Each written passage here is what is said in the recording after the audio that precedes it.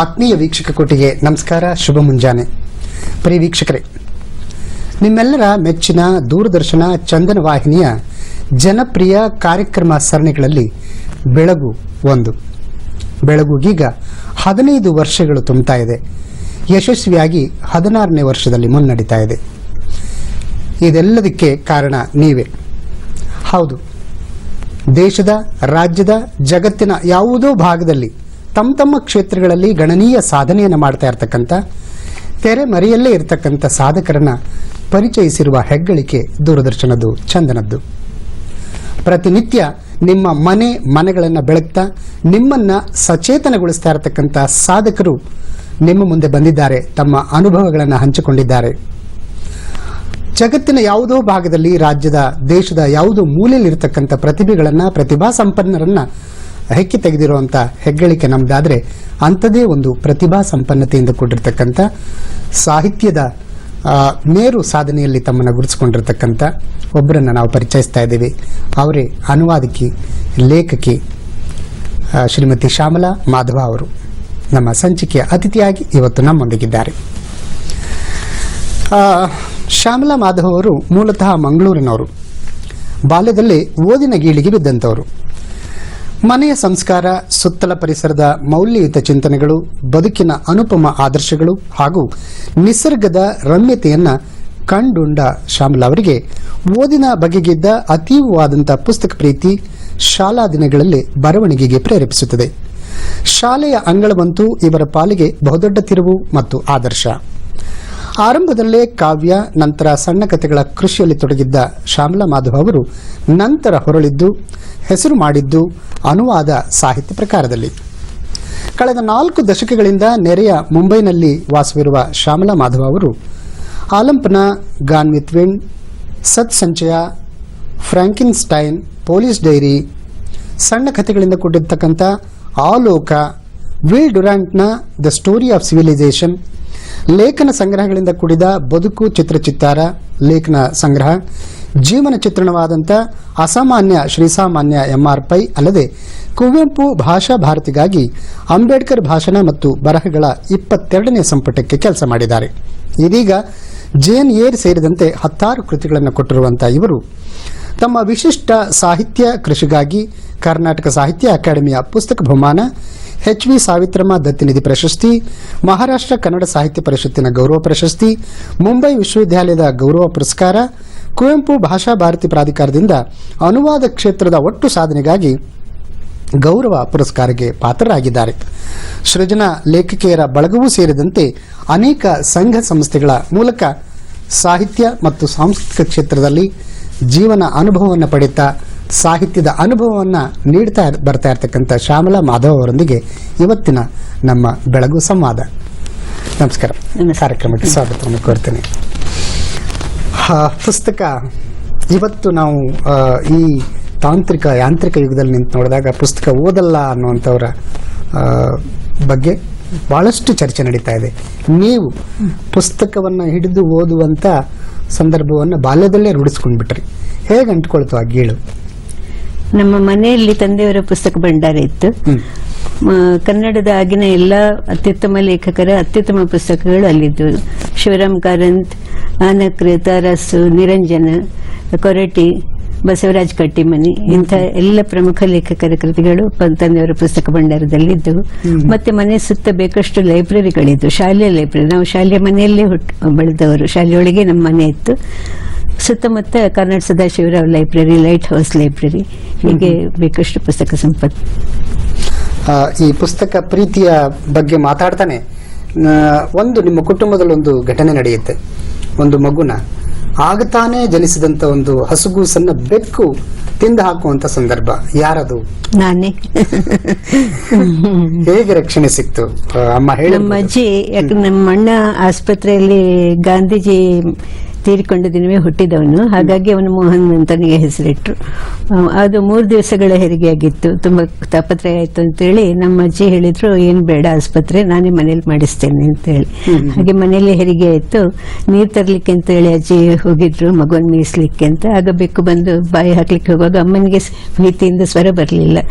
ಅಷ್ಟ್ ಪುಣ್ಯಕ್ಕೆ ಅಜ್ಜಿ ಬಂದು ರಕ್ಷಿಸಿಬಿಟ್ರು ಬೆಕ್ಕಿನ ಬಾಯಿಂದ. ಹಾಗಂತ ಇಲ್ಲಿದ್ದೇನೆ ನಿಮ್ ಮುಂದೆ. ಖಂಡಿತ. ಇಂಥ ಒಂದು ನೆನಪನ್ನ ಹಂಚಿಕೊಳ್ತಾನೆ ನಿಮ್ಮ ಶಾಲಾ ದಿನಗಳು. ಬಹಳಷ್ಟು ಜನ ಟೀಚರ್ಸ್ ತಮ್ಮ ಮೇಲೆ ಪ್ರಭಾವ ಬೀರಿದ್ರು. ನಿಮ್ಮ ಓದು, ಆಮೇಲೆ ನಿಮ್ಮ ಶಿಕ್ಷಣಕ್ಕೆ ಸಂಬಂಧಪಟ್ಟಂತೆ ಒಟ್ಟಾರೆ ಒಂದು ಜೀವನ ಕ್ರಮವನ್ನ ನಿಮ್ಗೆ ಕಲಿಸ್ತಾರೆ. ಅದರ ನೆನಪನ್ನು ಸ್ವಲ್ಪ ಹಂಚಿಕೊಡಮ್ಮ. ಖಂಡಿತ. ಬೆಸೆಂಟ್ ಶಾಲೆ, ರಾಷ್ಟ್ರೀಯ ಶಿಕ್ಷಣ ಶಾಲೆ, ಅದು ಬುನಾದಿ ಶಿಕ್ಷಣ ಶಾಲೆ. ಅತ್ಯುತ್ತಮ ಟೀಚರ್ಸ್ ನಮ್ಗೆ ಇಲ್ಲಿ ಲಭ್ಯ ಇದ್ರು. ರಾಧಾಳ್ ರಾವ್ ಅಂತೇಳಿ ಅವರು ನಮ್ಮ ಹೆಡ್ ಮಿಸ್ಟ್ರೆಸ್ ಆಗಿದ್ರು.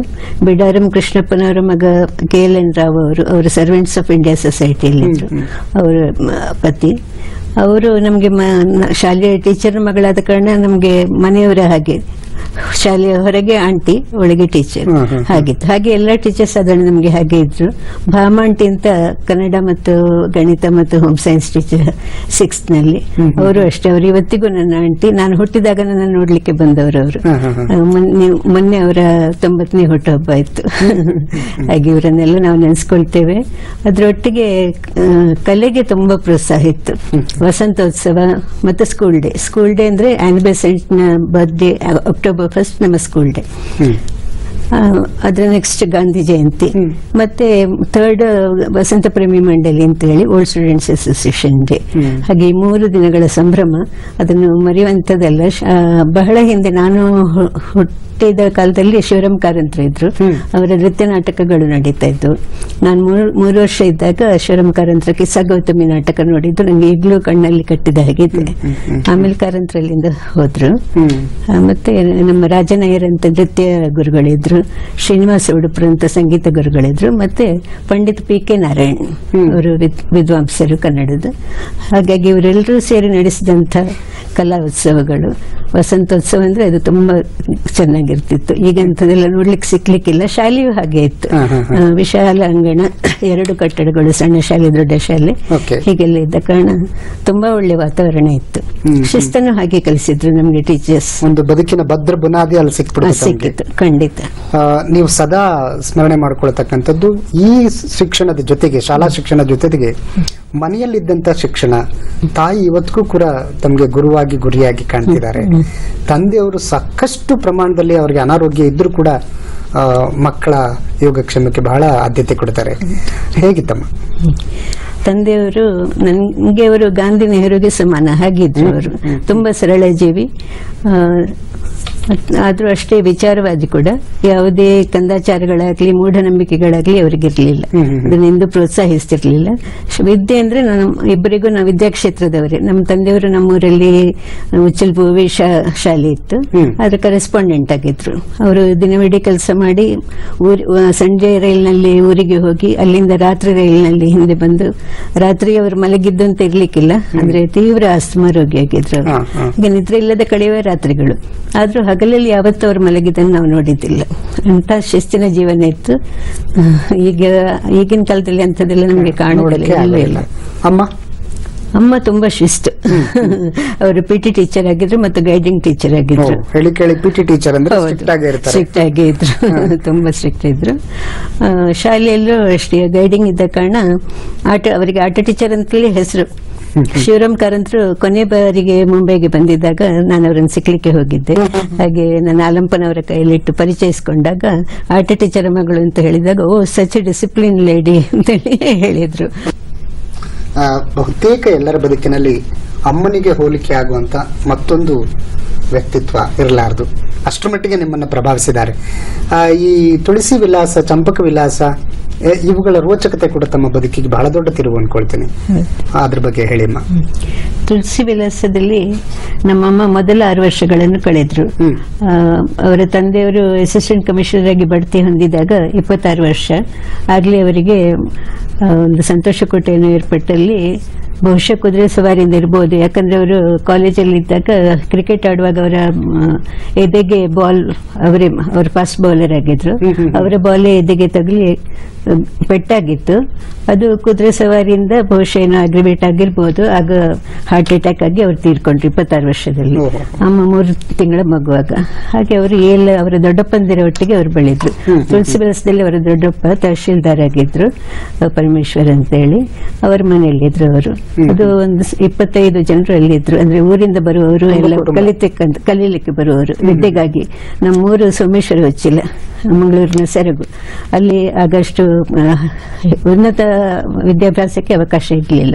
ಹಾಗಾಗಿ ಎಲ್ಲರೂ ಬಂದು ತುಳಸಿ ವಿಲಾಸದಲ್ಲಿ, ಚಂಪಕ ವಿಲಾಸ ಅಂತ ಮನೆ ಇತ್ತು ನಮ್ಮ ತಂದೆಯ ಚಿಕ್ಕ ತಾಯಿ ಮನೆ, ದೊಡ್ಡ ತಾಯಿ ಮನೆ ಅಲ್ಲಿ. ಮತ್ತೆ ಮಾಧವ ವಿಲಾಸ್, ತುಳಸಿ ವಿಲಾಸ್ ಅಜ್ಜನ ಇನ್ನೊಬ್ರು ಅತ್ತೆ ಮನೆ, ತಂಗಿ ಮನೆ, ಅಂದ್ರೆ ಅಮ್ಮನ ಅತ್ತೆ ಮನೆ. ಹೀಗೆ ಈ 3 ಮನೆಗಳಲ್ಲಿ ಜನರು ಕಲೀಲಿಕ್ಕೆ ಬೇಕಾಗಿ ಬಂದವರು ಇರ್ತಿದ್ರು. ಅಮ್ಮನ ಮೊದಲ 6 ವರ್ಷ ತುಳಸಿ ವಿಲಾಸದಲ್ಲಿ ಕಳೆದಾಗ ಅವರು ಎಕ್ಸೈಸ್ ಇನ್ಸ್ಪೆಕ್ಟರ್ ಆಗಿದ್ರು. ತುಂಬಾ ವೈಭವದಿಂದ ಇದ್ದ ಮನೆ ಅದು. ಅವರ ಮಕ್ಕಳೆಲ್ಲ ತುಂಬಾ ಉನ್ನತ ವಿದ್ಯಾಭ್ಯಾಸ ಪಡೆದವರು. ಎಲ್ಲರೂ ಡಬಲ್ ಗ್ರಾಜುಯೇಟ್ಸ್, ಡಾಕ್ಟರ್ಸ್, ಇಂಜಿನಿಯರ್ಸ್ ಹೀಗೆಲ್ಲ ಇದ್ರು. ಆದ್ರೆ ಅಲ್ಲಿ ನಾನು ಅಡ್ಡ ಬರ್ತೀನಿ, ಒಂದು ಸರಣಿ ಸಾವುಗಳು ಸಂಭವಿಸ್ತವೆ. ಹೌದು. ನಿಮ್ಮನ್ನೇನಾದ್ರೂ ಅಧೀರನಾಗಿ ಮಾಡಿಸ್ತಾ ಆ ಸಂದರ್ಭಗಳು ಇವತ್ತಿಗೂ ನೆನ್ಸ್ಕೊಂಡ್ರೆ? ಇಲ್ಲ, ಆಗುದಿಲ್ಲ. ಆದ್ರೆ ಒಂದು ಬೇಸರ ಆಗ್ತದೆ ಹೀಗೆ ಆಯ್ತಲ್ಲ ಅಂತ. ಯಾಕಂದ್ರೆ ಅಜ್ಜನ ಮಕ್ಕಳು ಅವರೆಲ್ಲರೂ ಆಗ ತುಂಬಾ ಸಂಪತ್ತಿತ್ತು ಅಲ್ಲಿ. ಅವರನ್ನೆಲ್ಲ ಬಾರ್ನ್ ವಿತ್ ಸಿಲ್ವರ್ ಸ್ಪೂನ್ ಅಂತ ಅಂತಿದ್ರು. ಅಷ್ಟು ಐಶ್ವರ್ಯ ಇತ್ತು. ಅವ್ರ ಹೋಗುವಾಗ ಅಜ್ಜ ಕಂದಾಯ ಕಲೆಕ್ಷನ್ಗೆ ಅಂತ ಹೋಗುವಾಗ ಇಬ್ರು ಭಟರು ಖಡ್ಗ ಇಟ್ಕೊಂಡು ಒಟ್ಟಿಗೆ ಓಡ್ತಿದ್ರಂತೆ. ಅವರು ಕುದುರೆಯಲ್ಲಿ ಹೋಗ್ತಾ ಇದ್ರು. ಹೀಗೆಲ್ಲ ನಡೀತಾ ಇತ್ತು. ಮಾತ್ರ ಆ ಕಾಲದಲ್ಲಿ ಸ್ವಲ್ಪ ಅಂತ ನಡೆದಂತ ವಿಚಾರಗಳು ಗೊತ್ತಿಲ್ಲ. ಬಹುಶಃ ಆಗ ಸಾಲ ಕೊಟ್ಟವರು ಹಿಂದೆ ಕೊಡದಿದ್ರೆ, ಅದನ್ನು ತೀರಿಸಿಕೊಳ್ಳಿಕ್ಕೆ ಆಗದಿದ್ರೆ ಅದನ್ನು ಅಡವು ಒಳಗೆ ಹಾಕೊಳ್ಳುವಂತ ಕ್ರಮ ಇತ್ತು. ಅದರಲ್ಲಿ ಯಾರೊಬ್ರು ಅವರದ್ದು ಬಹಳ ದೊಡ್ಡ ಒಂದು ಆಸ್ತಿಯನ್ನು ಬಿಟ್ಟು ಹೋಗ್ಬೇಕಾಯ್ತು, ತೀರಿಸ್ಲಿಕ್ಕಾಗದೆ ಸಾಲ. ಅವರ ನೋವು ಇರ್ಬೋದು ಏನು ಅಂತ ಹೇಳ್ತಾರೆ ಅಷ್ಟೇ. ಅದು ಶಾಪ ಅಲ್ಲ, ನೋವು. ನನಗೆ ವಿಶೇಷವಾಗಿ ನೀವು ಈ ಶಾಪ ಅನ್ನುವಂಥದ್ದೇ ಆಗ್ಲಿ ಅಥವಾ ಮೂಢನಂಬಿಕೆಗಳ ಬಗ್ಗೆ ನಿಮ್ಗೆ ತಿರಸ್ಕಾರ ಇದೆ. ಹೌದು. ಈ ಶಾಪ ಅನ್ನುವಂತ ನಂಬಿಕೆ ಆಗ್ಲಿ ಅಥವಾ ಇನ್ನೊಂದು ಅವ್ರು ಹೇಳಿದ್ರಿಂದ ಹಿಂಗ ಆಗ್ಬಿಡ್ತು, ಅವ್ರು ಬೈದಿದ್ರಿಂದ ಹಿಂಗ ಆಯ್ತು ಅನ್ನುವಂಥದ್ದು. ಇವತ್ತು ನಾವು ವಿಜ್ಞಾನದ ಪ್ರಪಂಚದಲ್ಲಿ ನಿಂತು ಈ ಮೂಢನಂಬಿಕೆಗಳ ಬಗ್ಗೆ ಯಾವ ನಿಲುವನ್ನು ತಾಳಬೇಕು ಅಂತೀರಿ? ಮೂಢನಂಬಿಕೆಗಳನ್ನು ನಾವು ಖಂಡಿತವಾಗಿ ತಿರಸ್ಕರಿಸಬೇಕು, ಅದು ಪ್ರೋತ್ಸಾಹಿಸಬಾರದು. ಈಗ ಯಾಕೆ ಹೀಗೆ ಆಗ್ತದೆ ಅಂತ ತಿಳಿಯುತ್ತಾ ಇಲ್ಲ. ಉದಾಹರಣೆಗೆ ನಮ್ಮ ದಕ್ಷಿಣ ಕನ್ನಡದಲ್ಲಿ ನಾಗದರ್ಶನ, ನಾಗತಂಬೆಲೆ ಇದೆಲ್ಲ ನಾವು ಸಣ್ಣದಿರುವಾಗ ಇರಲಿಲ್ಲ, ಎಲ್ಲೂ ಇರಲಿಲ್ಲ. ಮತ್ತೆ ಎಲ್ಲ ಕುಟುಂಬಗಳಲ್ಲಿ ದೈವ ಅಂತೇಳಿ ಆ ದೈವ ಈ ದೈವ ಅದಕ್ಕೆ ಏನಾದ್ರು ಮಾಡುದು. ತುಂಬಾ ಹಣ ಕೂಡ ತುಂಬಾ ಖರ್ಚಾಗ್ತದೆ. ಹೇಳ್ತಾರೆ ಮುಂಬೈಯ ಎಲ್ಲ ಹಣ ನಾಗದರ್ಶನಕ್ಕೆ, ದಕ್ಷಿಣ ಕನ್ನಡಕ್ಕೆ ಹರಿದು ಹೋಗ್ತದೆ ಅಂತೇಳಿ. ಅದು ಯಾಕೆ ಹಾಗಾಗ್ಬೇಕು? ನಾಗ ಎಲ್ಲ ಹಾಗೆ ಒಂದು ಪ್ರಾಣಿ, ಅದನ್ನ ನಾವು ಯಾಕೆ ಯಾವ ರೀತಿ ತಿಳ್ಕೊಳ್ಬೇಕು? ನೋವು ಮಾಡಬಾರ್ದು. ಯಾವ ಪ್ರಾಣಿಗೂ ಯಾವ ಜಂತುಗೂ ನಾವು ನೋವು ಮಾಡಬಾರ್ದು, ಅಷ್ಟೇ ಬೇಕಾದದ್ದು. ಅಷ್ಟು ಇಂಥ ಕಾರ್ಯಗಳಿಗೆ ನಾವು ವ್ಯಯಿಸುವಂತಹ ಹಣವನ್ನು, ಕೋಟಿಗಟ್ಟಲೆ ಹಣ ವ್ಯಯಿಸ್ತಾರೆ. ಅದನ್ನು ವಿದ್ಯಾಭ್ಯಾಸಕ್ಕೆ, ಬಡವರಿಗೆ, ಅನಾಥರಿಗೆ ಉಪಯೋಗಿಸಿದ್ರೆ ಎಷ್ಟು ಪ್ರಯೋಜನ ಆಗ್ಬೋದಲ್ಲ, ಅಷ್ಟೇ ನನ್ನ ವಿಚಾರ. ಇವತ್ತು ಯಾರು ಮೂಢನಂಬಿಕೆಗಳಿಗೆ ಬಹುತೇಕ ಆತ್ಕೊಳ್ತಾ ಇದ್ದಾರೆ, ಜೋತ್ ಬೀಳ್ತಾ ಇದ್ದಾರೆ, ಅವ್ರಿಗೊಂದು ಒಳ್ಳೆ ಸಂದೇಶ ಅಂತ ನಾನು ಭಾವಿಸ್ಕೊಳ್ತೀನಿ. ಇನ್ನು ನಿಮ್ಮ ಬರವಣಿಗೆಯ ಕಡೆ ಹೊರಳಿದ್ರೆ, ನಿಮ್ಮ ಬರವಣಿಗೆಯ ಆಲಂಪನ ಕಾದಂಬರಿಯಿಂದ ಶುರುವಾಯಿತು, ಅದರಲ್ಲೂ ಅನುವಾದ. ಈ ಅನುವಾದ ಪ್ರಕಾರವನ್ನೇ ಯಾಕೆ ಆಯ್ಕೆ ಮಾಡ್ಕೊಂಡ್ರಿ? ಅನುವಾದಗಳು ನಾನು ಬಾಲ್ಯದಲ್ಲಿದ್ದಾಗಲೇ ಶರಶ್ಚಂದ್ರರ ಕೃತಿಗಳು, ಟ್ಯಾಗೋರ ಕೃತಿಗಳು ಮನೆಯಲ್ಲಿದ್ದು ನಾವು ತುಂಬಾ ಮೆಚ್ಚಿಕೊಳ್ತಿದ್ದೆ ಓದಿ. ಆಮೇಲೆ ಸ್ವಲ್ಪ ದೊಡ್ಡದಾದಾಗ ಸಿದ್ದವನಹಳ್ಳಿ ಕೃಷ್ಣ ಶರ್ಮರ ಅನುವಾದಗಳು ನನಗೆ ತುಂಬಾ ನನಗೆ ಮೆಚ್ಚುಗೆ ಆಯಿತು. ಉದಾಹರಣೆಗೆ ಇವರ ನಮ್ಮ Krishna Hutheesing with no regrets, ಅದರ ಅನುವಾದ ನೆನಪು ಕಹಿಯಲ್ಲ.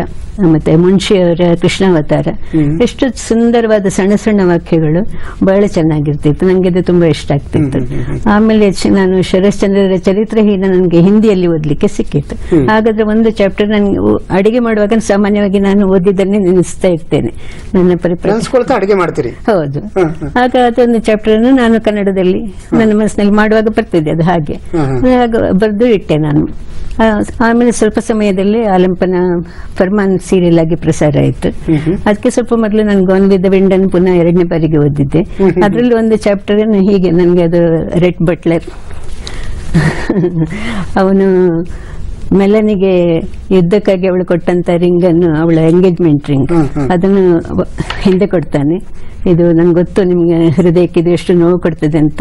ಅದರ ಡಬಲ್ ಹಣವನ್ನು ನಾನು ಕೊಟ್ಟಿದ್ದೇನೆ, ಚಿನ್ನದಲ್ಲಿ ಕೊಟ್ಟಿದ್ದೇನೆ, ಹಾಗಾಗಿ ಅದನ್ನು ನೀವು ಇಟ್ಕೊಳ್ಳಿ ಅಂತ ಹಿಂದೆ ಕೊಡ್ತೇನೆ. ಆಗ ಅವನು ಹೇಳುವಂತ ಮಾತುಗಳು ಅದನ್ನು ನಾನು ನನ್ನ ಕನ್ನಡ ಭಾಷೆಯಲ್ಲಿ ಅನುವಾದಿಸಿ ಬರೆದಿಟ್ಟೆ ಹೀಗೆ. ಮತ್ತೆ ಫರ್ಮಾನ್ ಸೀರಿಯಲ್ ಪ್ರಸಾರ ಆದ್ಮೇಲೆ ಪುಸ್ತಕವನ್ನು ಅರಿಸಿದೆ. ನಂಗೆ ಅದು ಇಷ್ಟ ಆಗಿತ್ತು ತುಂಬಾ. ಆಲಂಪನ ಪುಸ್ತಕ ಸಿಕ್ಕಿತು, ಅದು ತುಂಬಾ ಇಷ್ಟ ಆದ ಕಾರಣ ಅದನ್ನು ಅನುವಾದಿಸ್ಲಿಕ್ಕೆ ಶುರು ಮಾಡಿದೆ. ಆಗ್ಲಿ ಪುಸ್ತಕ ಅಂತ ರಫಿಯಾ ಮನ್ಸೂರ್ ಓದಿದ್ರಿಂದ, ಅನುವಾದ ಸಾಹಿತ್ಯವನ್ನ ಬಹಳ ಸುದೀರ್ಘವಾಗಿ ಓದಿದ್ರಿಂದ ಈ ಅನುವಾದ ನಿಮ್ಗೆ, ಬಹುತೇಕ ಅನುವಾದಕರ ಅಭಿಪ್ರಾಯವನ್ನ ಕೇಳಿದಾಗ ಈ ಮುರಿದು ಕಟ್ಟುವ ಕೆಲಸ ನಿಮ್ಗೆ ಆಗಲ್ಲ. ಅಂದ್ರೆ ಎಲ್ಲೋ ಒಂದು ಕಡೆ ಅದನ್ನ ನೋಡಿ ಇನ್ನೊಂದ್ಸರಿ ತಿದ್ದುಪಡಿ ಮಾಡುವಂಥದ್ದು, ಇನ್ನೇನೋ ಸೇರಿಸುವಂಥದ್ದು, ಇದೆಲ್ಲ ಸಹಜವಾಗಿ ನಡೆಯುವಂತ ಪ್ರಕ್ರಿಯೆ. ನಿಮ್ಮ ವೈಶಿಷ್ಟ್ಯತೆ ಏನಂತಂದ್ರೆ ನೀವು ಆ ಕೆಲಸ ಮಾಡಲ್ಲ, ಎಲ್ಲೂ ತಿದ್ದದೆ ನೇರ ಬರ್ಕೊಂಡು ಹೋಗ್ಬಿಡ್ತೀರಿ. ಹೇಗೆ ಸಾಧ್ಯ?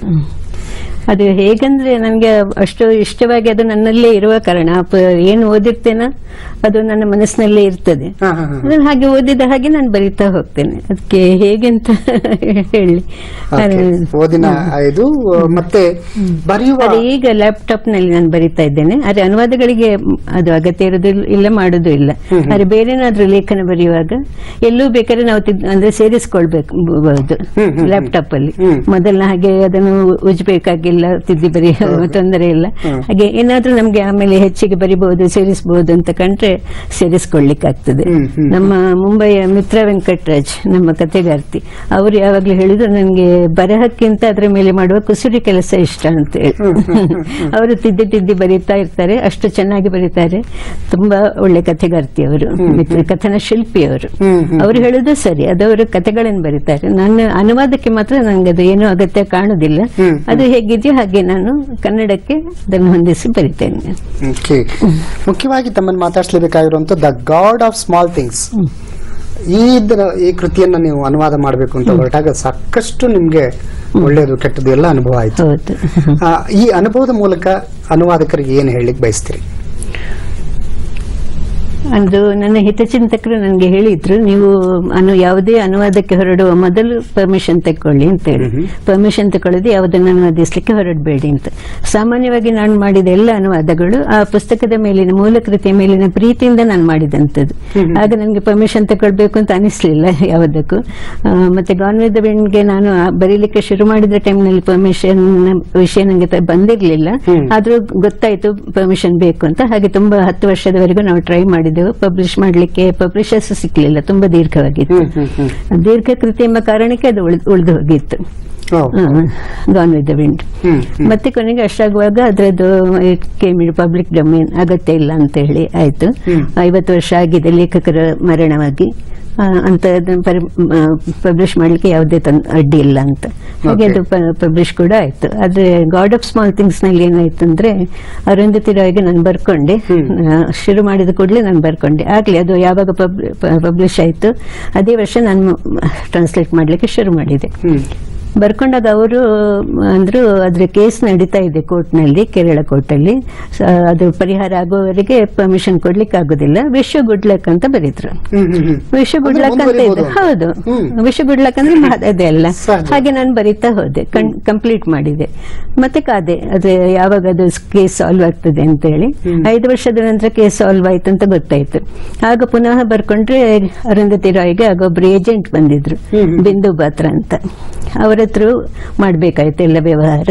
ಹಾಗೆ ಅವರು ಪರ್ಮಿಷನ್ ಎಲ್ಲ ಆಗಿದೆ, ನಿಮ್ಗೆ permission will be in your hands within a week ಅಂತ ಹೇಳಿದ್ರು. ತುಂಬಾ ಸಂತೋಷ ಆಯ್ತು ನಮ್ಗೆ. Everything is ready, will be in your hands ಅಂತ ಹೇಳಿ. ಆದ್ರೆ 1 ವೀಕ್ ಹೋಗಿ 1 ಮಂತ್ ಆಯ್ತು, ಬರ್ಲಿಲ್ಲ. ಹಾಗೆ ಪುನಃ ಕೇಳಿದಾಗ ಇಲ್ಲ ಆಗೋದಿಲ್ಲ ಅಂತಂದ್ರು. ಅದು it was A great blow. ಇವತ್ತಿಗೂ ಅದು ಹಾಗೆ ಇದೆ. ಹೌದು, ಹಾಗೆ ಇದೆ. ಆಗ್ಬೇಕು ಎಂಬ ಎಲ್ರು ಹೇಳ್ತಾರೆ, ಅದನ್ನು ಮರ್ತು ಬಿಡಿ ಅಂತ. ಆದ್ರೆ ಮರ್ತು ಬಿಡೋದು ನನಗೆ ಸಾಧ್ಯ ಇಲ್ಲ. ಪ್ರಯತ್ನಿಸ್ತಾ ಇದ್ದೇನೆ. ಅಂದ್ರೆ ಆ ತರದ ಒಂದು ಛಲ ತಗೊಂಡ್ರಿ, ಮತ್ತೆ ಈ ಪ್ರಯತ್ನಗಳೆಲ್ಲವೂ ಮತ್ತಷ್ಟು ನಿಮ್ಮನ್ನ ಛಲಕ್ಕೆ ಹಚ್ಚಿದಾವೆ ಅನ್ಕೊಳ್ತೇನೆ. ಯಾಕೆಂದ್ರೆ ಅದು ಅಷ್ಟೆಲ್ಲ ಪ್ರಯತ್ನ ಮಾಡಿ ಎಲ್ಲ ಒಂದು ಕಡೆ ಕೈ ಚೆಲ್ಲೋದಕ್ಕೆ ಸಾಧ್ಯ ಇಲ್ಲ. ಹೌದು, ಯಾಕಂದ್ರೆ ಒಮ್ಮೆ ಅವರು ಹೇಳಿದ್ದಾರೆ, ಮತ್ತೆ ಇವರು ಆಗಿದೆ, ಎಲ್ಲ ರೆಡಿ ಆಗಿದೆ, ಒಂದು ವಾರದಲ್ಲಿ ನಿಮ್ಮ ಕೈಯಲ್ಲಿ ಇರ್ತದೆ ಅಂತ ಹೇಳಿದ್ದಾರೆ. ಮತ್ತೆ ಯಾಕೆ ಅದು ಸಿಕ್ಲಿಲ್ಲ, ಅದೇ ಪ್ರಶ್ನೆ. ಸಾಹಿತ್ಯ ಲೋಕದಲ್ಲಿ ಇವೆಲ್ಲ ಇರ್ತವೆ, ಆದ್ರೂ ಅದನ್ನ ದಾಟಿ ಮುಂದೆ ಬರಬೇಕು. ಆದ್ರೂ ಒಂದು ಎಚ್ಚರದ ಮಾತನ್ನ ಹೇಳಿದ್ರಿ, ಮೊದಲು ಅನುಮತಿ ಪಡ್ಕೊಳ್ಳಿ. ನಿಮ್ ಗಾನ್ ವಿತ್ ವಿಂಡ್ಗೆ ಸಾಕಷ್ಟು ಮನ್ನಣೆ ಸಿಗ್ತದೆ. ಬೇರೆ ದೇಶದ ಓದುಗರು, ನಮ್ಮ ದೇಶದ ಓದುಗರು, ನಮ್ಮ ಕನ್ನಡದ ನೆಲದ ಓದುಗರು, ಮುಖ್ಯವಾಗಿ ಅನುವಾದ ಅಂದ ಕೂಡಲೇ ಅದು ಬರೀ ಒಂದು ಭಾಷಾಂತರ ಆಗಲ್ಲ. ಎಲ್ಲಿನ ನೆಲದ ಸೊಗಡಿಗೆ ತಕ್ಕಂತೆ ಅದನ್ನ ಕಟ್ಟಿಕೊಡುವಂತ ಕೆಲಸ ಇದೆಯಲ್ಲ, ಅದರಲ್ಲಿ ಯಾವ ತರ ನೀವು ಶ್ರಮವನ್ನ ಹಾಕಿದ್ರಿ? ಏನಾದ್ರೂ ಸಿದ್ಧತೆ ಮಾಡ್ಕೊಳ್ತೀರಾ? ಇಲ್ಲ ಸರ್, ಸಾಮಾನ್ಯವಾಗಿ ಎಲ್ಲರೂ ಹೇಳ್ತಾರೆ ಅನುವಾದ ತುಂಬಾ ಕಷ್ಟ. ಆದ್ರೆ ನನ್ಗೆ ಯಾವತ್ತೂ ಹಾಗೆ ಅನಿಸಿದ್ದಿಲ್ಲ. ಅದು ಆ ಪುಸ್ತಕ ಮೂಲ ಕೃತಿಯ ಮೇಲೆ ನನಗಿರುವ ಪ್ರೀತಿಯಿಂದಾಗ್ಲ ಏನಂತ ನಂಗೆ ಗೊತ್ತಿಲ್ಲ. ಮತ್ತೆ ಸ್ವಲ್ಪ ನನ್ನ ಕನ್ನಡದ ಬೇಸ್ ಅಂದ್ರೆ ಬಸವನ ಶಾಲೆಯಲ್ಲಿ ಕಲಿತ ನನ್ನ ಕನ್ನಡ ಭಾಷೆ ಹಾಗಿತ್ತು. ನಾನು ಯಾವತ್ತು ಏನೋ ಬರಿಬೇಕಿದ್ರೆ ಆಲೋಚನೆ ಮಾಡೋದಂತಿಲ್ಲ, ಪೆನ್ ಕೈಗೆ ಎತ್ತಿಕೊಂಡ್ರೆ ಬರಿತಾ ಹೋಗ್ತೇನೆ. ಅದನ್ನ ತಿದ್ದಿ ತೀಡುವುದು ಅಂಥದ್ದೆಲ್ಲ ನಡೆಯೋದಿಲ್ಲ. ಹಾಗೆ ನನಗೆ ಅನುವಾದ ಯಾವ ರೀತಿಯಲ್ಲೂ ಕಷ್ಟ ಅಂತ ಅನ್ಸಿಲ್ಲ. ಮುಖ್ಯವಾಗಿ ಆ ಕೃತಿಯ ಮೇಲಿರುವ ಪ್ರೀತಿ, ಆ ಪ್ರೀತಿಯಿಂದಾಗಿ ಅದನ್ನು ಹಾಗೆ ಅಷ್ಟೇ ಚೆನ್ನಾಗಿ, ಅಷ್ಟೇ ಸುಂದರವಾಗಿ ಕನ್ನಡಕ್ಕೆ ತರಬೇಕು ಅಂತ ಇರ್ತದೆ. ಅದು ತಾನಾಗೆ ಬರ್ತದೆ. ಯಾಕೆಂದ್ರೆ ಯಾವುದೋ ದೇಶದ, ಯಾವುದೋ ನೆಲದ, ಯಾವುದೋ ಸಂದರ್ಭ ಇಲ್ಲ, ಅವರೆಲ್ಲರೂ ನೋಡಿ ಹೇಳ್ತಾರೆ ಹಾಗೆ. ವಿದೇಶದ ಕೃತಿಗಳು, ಅವರ ನಡೆ ನೋಡಿ ಅದೆಲ್ಲ ನಮ್ಮ ನೆಲಕ್ಕೆ ಹೇಗೆ ಹೊಂದಿಕೊಳ್ತದೆ ಅಂತ ಹೇಳುವುದನ್ನು ಕೇಳಿದ್ದೇನೆ ನಾನು. ಆದ್ರೆ ಅದೇನು ಸರಿಯಾದ ಮಾತಲ್ಲ. ಯಾಕಂದ್ರೆ ಅವರೆಲ್ಲರೂ ನಮ್ಮ ಹಾಗೆ ಇರುವವರು, ನಮ್ಮಂಥದ್ದೇ ಪ್ರೀತಿ, ದ್ವೇಷ, ಕರುಣೆ, ಅನುಕಂಪ, ಮತ್ಸರ ಎಲ್ಲ ಇರುವಂತ ನಮ್ಮಂಥದ್ದೇ ಮನುಷ್ಯರವರು. ಯಾವ ರೀತಿಯಲ್ಲಿ ಅವರು ನಮ್ಮಿಂದ ಭಿನ್ನರಲ್ಲ. ಮತ್ತೆ ನಾನು ಬರ್ತಿದ್ದಲ್ಲ ಯೂಶ್ವಲಿ ಅದೆಲ್ಲ ಹಿಂದಿನ ಕಾಲದ, ಸಾಧಾರಣ 2 ಶತಮಾನದ ಹಿಂದಿನ ಕೃತಿಗಳು. ಆಗ ಆ ಸಮಾಜ ಹೇಗಿತ್ತು ಅದನ್ನೇ ಆ ಕೃತಿಯಲ್ಲಿ ಅವರು ವರ್ಣಿಸಿದ್ದಾರೆ. ಅದು ಮೌಲ್ಯಗಳಿದ್ದ ಸಮಾಜ, ಮೌಲ್ಯಗಳಿದ್ದ ಸಮಾಜದ್ದು. ಅದನ್ನೇ ನಾನು ನನ್ನ ಕೃತಿಯ ಅನುವಾದದಲ್ಲಿ ಬಿಂಬಿಸಿದ್ದೇನೆ. ಹಾಗಾಗಿ ಅದು ಯಾವ ರೀತಿಯಲ್ಲೂ ಭಿನ್ನ ಅಂತ ನನಗೆ ಅನಿಸುದಿಲ್ಲ. ಅದೇ ಅನ್ಸಕ್ಕಾಗಲ್ಲ. ಇಲ್ಲ, ಅದನ್ನೇ ತಾವು ಹೇಳಿದಾಗೆ ಬದುಕಿನ ಎಲ್ಲ ಆಯಾಮಗಳು ಇಲ್ಲೇ ಇದ್ದವು ಅನ್ನುವಷ್ಟು ಮಟ್ಟಿಗೆ. ಈಗ gone with the wind scarlet ಆಗ್ಲಿ, ಅವಳು ಭೂಮಿಗಾಗಿ ಮತ್ತೆ ಬದಲಾದ್ಲು. ಅವಳು ಮೊದಲು ಅವಳಿಗೆ ಬೇಕಿದ್ದದ್ದು ಬರೀ ಅವಳ ಪ್ರಿಯಕರ, ಅವನನ್ನು ಹೇಗೆ ಪಡೆಯುವುದು ಎಂಬ ಒಂದು ಹಂಬಲ. ಅದರಲ್ಲಿ ಅವಳು ಎಲ್ಲಾ ರೀತಿಯ ಕೆಟ್ಟ ವಿಧಾನಗಳನ್ನು ಅನುಸರಿಸಲಿಕ್ಕೆ ನೋಡ್ತಾಳೆ. ಆದ್ರೆ ಕೊನೆಗೆ ಅವಳು ಬದಲಾಗ್ತಾಳೆ. ಅವಳ ತಾಯಿ ತೆಗೆದುಕೊಂಡು ಅವಳ ಮನೆ, ಭೂಮಿ ಎಲ್ಲ ಹೊರಟು ಹೋದಾಗ ತಂದೆಯ ಛಲ, ಭೂಮಿ ಪ್ರೇಮ, ಅದನ್ನು ಅವಳು ಪಡ್ಕೊಳ್ತಾಳೆ. ಮೊದಲು ತಿರಸ್ಕರಿಸಿದ ಭೂಮಿ ಪ್ರೇಮವನ್ನೇ ಅವಳು ಪಡ್ಕೊಳ್ತಾಳೆ ಹಿಂದೆ. ಅದಕ್ಕಾಗಿ ದುಡಿತಾಳೆ, ಸಾಧಿಸ್ತಾಳೆ ಕೂಡ. ಅಂತ ಸಾಧನೆ, ಭೂಮಿ ಪ್ರೇಮ ಅಂತ ನಮ್ಗೆ ಪರಕೀಯ ಅಂತ ಅನಿಸ್ತದ? ಇಲ್ಲಲ್ಲ. ಜಯನಯರ್ ಕೂಡ ಅಷ್ಟೇ, ಅಂತ ಒಂದು ವ್ಯಕ್ತಿತ್ವ ಜಯನಯರ್ ಅಂತ. ಅದನ್ನು ಓದಿಯೇ ನಾವು ತಿಳಿಬೇಕು, ಅವಳ ವ್ಯಕ್ತಿತ್ವ, ಅವಳ ಮೌಲ್ಯಗಳು. ಅವಳು ಸ್ತ್ರೀ ಚೇತನ, ಅಪ್ರತಿಮ ಸ್ತ್ರೀ ಚೇತನ ಜಯನಯರ್. ಅದನ್ನ ನಾವು ಓದಿ ತಿಳಿಬೇಕು. ಆದ ಕಾರಣ ಇವೆಲ್ಲ ನನ್ನ ಇಷ್ಟ. ಆದ್ರೂ ಅದನ್ನ ಓದುಗರ, ಸಹೃದಯ ಓದುಗರಿಗೆ ನಮ್ಮದೇ ನೆಲದ ಕಥೆಯನ್ನ ರೀತಿ ಕಟ್ಟಿಕೊಡೋದಿದೆಯಲ್ಲ, ಅಲ್ಲಿ ಯಶಸ್ಸನ್ನ ಸಾಧಿಸುವಂತದ್ದು ಯಾವುದೇ ಬರಹಗಾರನಿಗೆ ಬಹಳ ದೊಡ್ಡ ಗೌರವ ಅನ್ಕೊಳ್ತೇನೆ. ಇನ್ನು ತಾವು ಕಥೆಯನ್ನು, ಒಂದು ಕಥಾ ಸಂಕಲನ ಕೂಡ ಬಂತು, ಆದ್ರೆ ಆ ಪ್ರಕಾರ ಮುಂದುವರಿಲಿಲ್ಲ. ಇಲ್ಲ, ಕಾರಣ ನನ್ನ ಆಲೋಕ್ ಅಂತ ಕಥಾ ಸಂಕಲನ, ಕೆಲವೇ 10 ಕಥೆಗಳಿದ್ದು ಯಶವಂತ್ ಚಿತ್ತಲ್ರು ಅದಕ್ಕೆ ಬೆನ್ನುಡಿ ಬರೆದಿದ್ರು. ಬೆನ್ನುಡಿಯಲ್ಲಿ ಅವ್ರು ಬೆನ್ ತಟ್ಟಿದ್ರು. ಅವ್ರು ಹೇಳಿದ್ರು ಇದು ಬೆನ್ನುಡಿ ಅಲ್ಲ, ಇದು ಬೆನ್ ತಟ್ಟು ಅಂತ ಬರೆದು ಕೊಟ್ರು. ಇಂಥ ಕೃತಿಗಳು ಇನ್ನು ಇದಕ್ಕಿಂತ ಉತ್ತಮ ಕೃತಿಗಳು ಬರಲಿ, ಶ್ಯಾಮಲ ಮಾಧವ್ ಖಂಡಿತ ಬರ್ತದೆ ಅಂತ ನಂಬಿಕೆ ನಂದು ಅಂತ ಬರೆದಿದ್ದಾರೆ. ಆದ್ರೆ ಹೆಚ್ಚಾಗಿ ನಾನು ಅದ್ರಲ್ಲಿ, ಯಾಕಂದ್ರೆ ಒಂದು ಅನುವಾದಗಳು ಸಾಹಿತ್ಯ ಅಕಾಡೆಮಿಯಿಂದ, ಅನುವಾದ ಅಕಾಡೆಮಿಯಿಂದ ದ ಸ್ಟೋರಿ ಆಫ್ ಸಿವಿಲೈಸೇಷನ್, ಉದ್ಗ್ರಂಥದ ಕೆಲವು ಭಾಗಗಳು, ಆಮೇಲೆ ಅಂಬೇಡ್ಕರ್ ವಾಲ್ಯೂಮ್ ಮರಾಠಿಯಿಂದ ಅಂಬೇಡ್ಕರ್ ಭಾಷಣಗಳು ಮತ್ತು ಬರಹಗಳು ಅಂತವು ಬಂತು. ಮತ್ತೆ ನನ್ನ ಜೈನರೇ ಇತ್ತು. ಹೀಗೆ ಬೇರೆ ಬೇರೆ ಬರಹಗಳಲ್ಲಿ ತೊಡಗಿಕೊಂಡ ಕಾರಣ ಸಣ್ಣ ಕಥೆಗಳಿಗೆ ನಾನು ನಡುವೆ ಹೊರಳಲಿಲ್ಲ. ಅಂದ್ರೆ ಬರಿಬೇಕು ಅಂತ ಇದೆ, ಕೇಳ್ತಾ ಇರ್ತಾರೆ ಕೆಲವು ಸಂಕಲನಗಳಿಗೆ ಕೊಡಿ ಅಂತ ಕೇಳಿದಾಗ ಒಂದೊಂದು ಕತೆ ಬರೆದು ಕೊಡ್ತೇನೆ ಅಷ್ಟೇ. ಮತ್ತು ಅನುವಾದಿತ ಸಣ್ಣ ಕಥೆಗಳಿವೆ, ಅದನ್ನು ತರಬೇಕಂತಿದೆ ಒಂದು ಸಂಗ್ರಹ. ಮುಂದೆ ಅದು ಬರೋದಿದೆ. ಯಾಕೆಂದ್ರೆ ಆ ಬೆನ್ ತಟ್ಟಿಸಿಕೊಳ್ಳುವ ಒಳ್ಳೆ ಕಾರ್ಯ ತಮ್ಮ ಕಡೆ ಆಗಿದ್ರಿಂದ ಕಥಾಲೋಕ ಮತ್ತೆ ತೆರೆದುಕೊಳ್ಳಿಲ್ಲ ಅನ್ನೋ ಕಾರಣಕ್ಕಾಗಿ ಆ ಪ್ರಶ್ನೆಯನ್ನು ಕೇಳಿದೆ. ಮುಖ್ಯವಾಗಿ ನನಗೆ ಅಂಬೇಡ್ಕರ್ ಅವರ ಬದುಕು ಮತ್ತು ಬರಹಗಳ ಭಾಷಣಗಳು ಅದನ್ನ ಟ್ರಾನ್ಸ್ಲೇಟ್ ಮಾಡುವಾಗ, ಟ್ರಾನ್ಸ್ಲೇಟ್ ಅನ್ನೋದಕ್ಕಿಂತ ಅನುವಾದ ಮಾಡುವಾಗ ಏನಾದ್ರೂ ವಿಶೇಷವಾದಂತ ಅನುಭವ ಆಯ್ತು? ನಾನು ಹೇಳಿದ್ದೇನೆಂದ್ರೆ, ನಿಜವಾಗಿ ನಾನು ಮರಾಠಿಯಲ್ಲಿ ಅಂತ ಪ್ರೊಫೆಷಂಟ್ ಏನಲ್ಲ, ನನ್ಗೆ ಮಾತಾಡ್ಲಿಕ್ಕೂ ಚೆನ್ನಾಗಿ ಬರೋದಿಲ್ಲ ಮರಾಠಿ. ಹಾಗಾಗಿ ಮತ್ತೆ ಎಂ.ಎಚ್. ಕೃಷ್ಣಯ್ಯನವರು ಇಲ್ಲ ನಿಮ್ಮಿಂದ ಖಂಡಿತ ಸಾಧ್ಯ ಇದೆ, ನೀವು ಮಾಡಿಕೊಡ್ಲೇಬೇಕು, ನಿಮ್ಮಿಂದ ಸಾಧ್ಯ ಅಂತಂದ್ರು.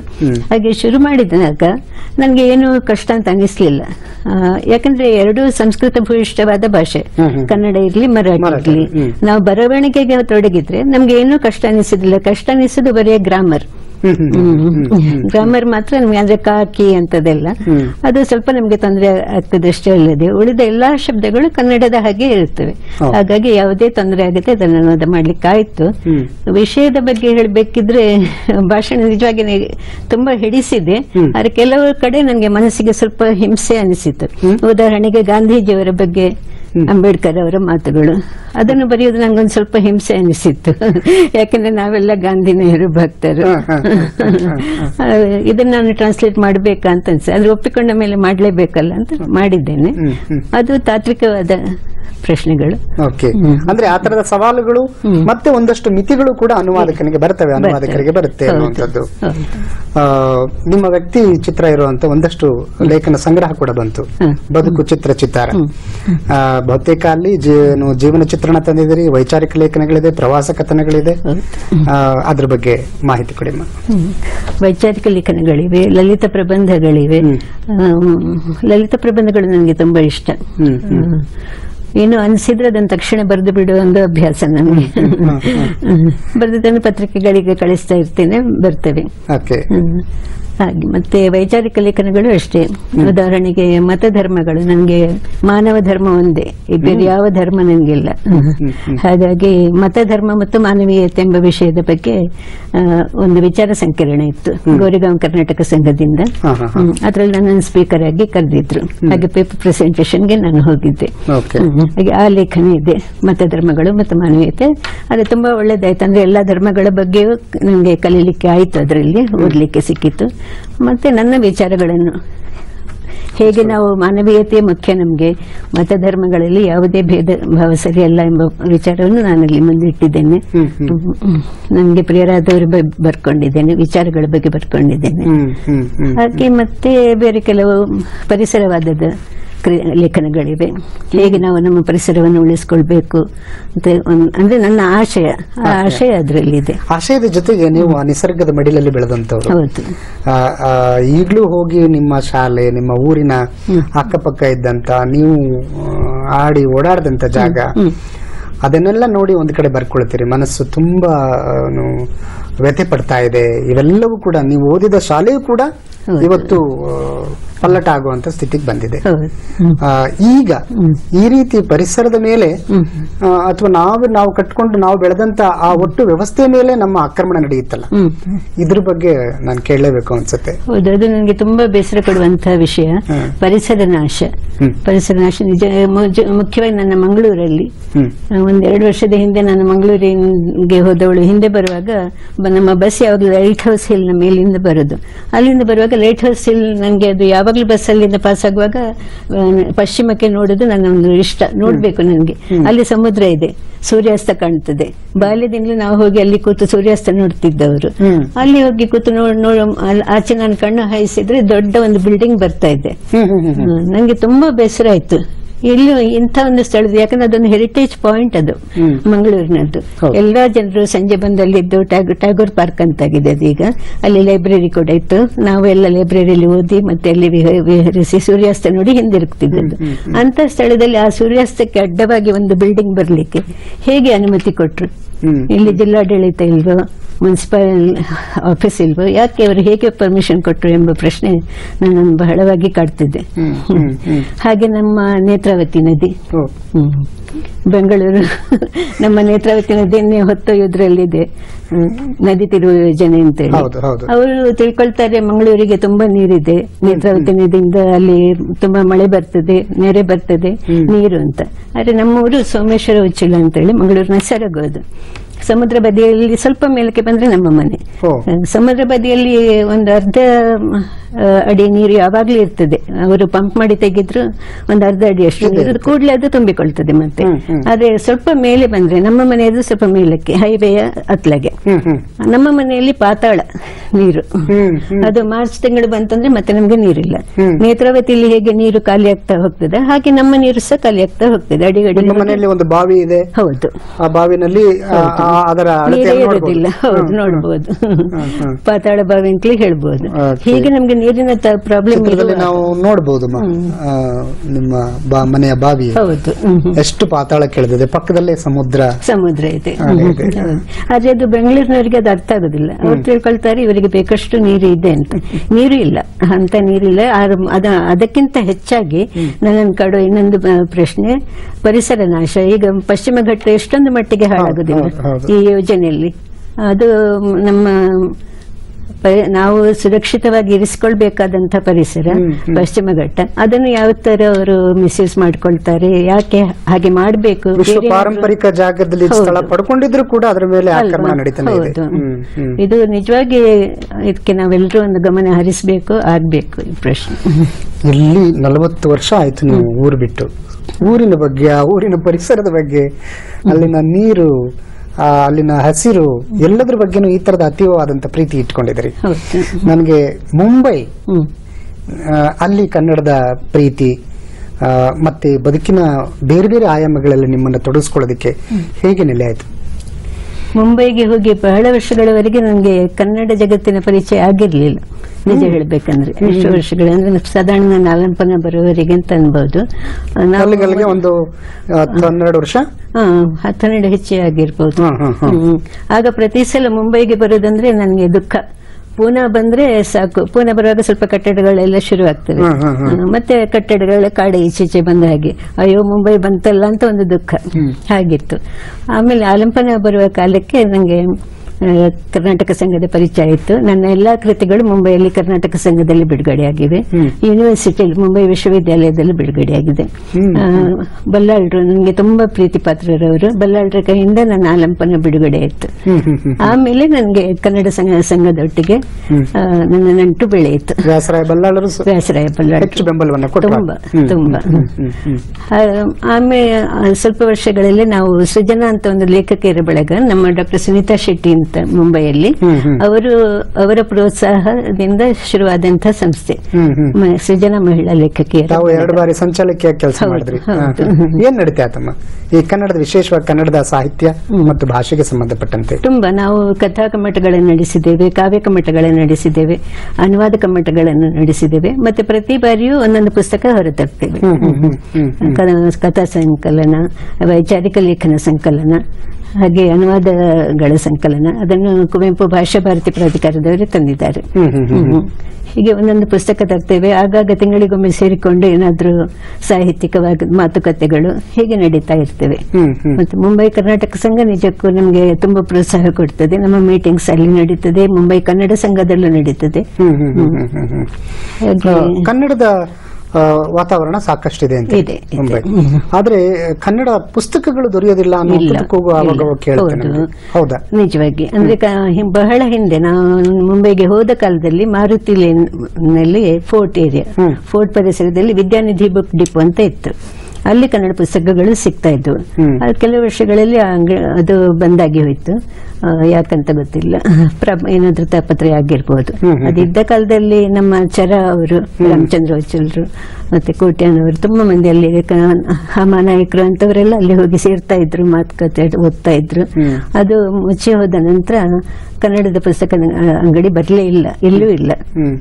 ಇತ್ತೀಚೆಗೆ ನಾವು ಕೆಲವು ವರ್ಷಗಳಿಂದ ಪುಸ್ತಕ ಪ್ರಾಧಿಕಾರದವರು ಬಂದಾಗ ಬೇಡಿಕೆಯನ್ನು ಮುಂದಿಟ್ಟಿತ್ತು.